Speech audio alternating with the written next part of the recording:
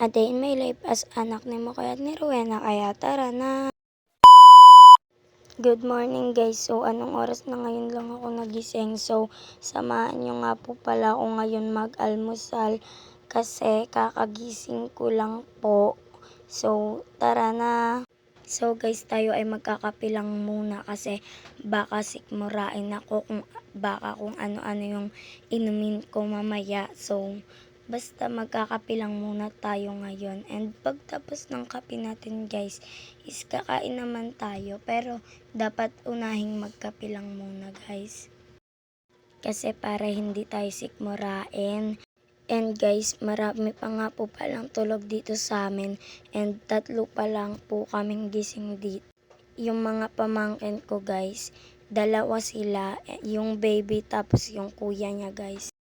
Mapapansin nyo nga po pala sila dito sa vlog ko kasi lagi silang sumisilip sa akin guys. Nakakatawa nga sila eh.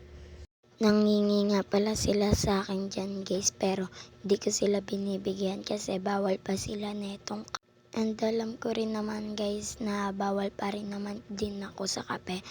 Pero gora lang to guys kasi nasanay na kasi kami uminom ng kape kada magkakape sila mama. Lagi kaming binibigyan.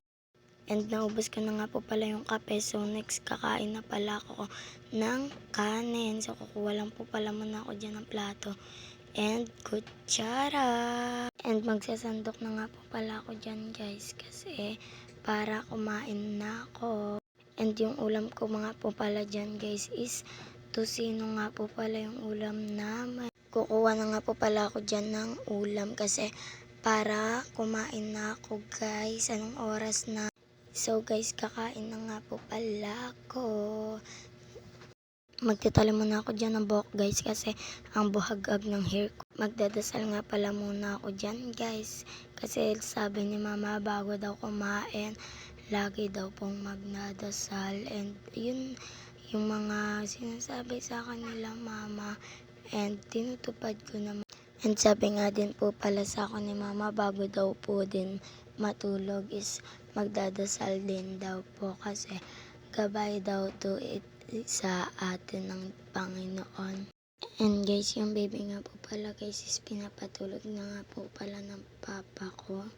Kasi nga guys, inaantok pa kasi siya guys. Kasi pagising ko, tumayo na rin sila. Kaya yan tuloy, inantok tuloy siya. Balik na tayo sa pagkakain guys. Is tapos na nga po pala ako dyan kumain.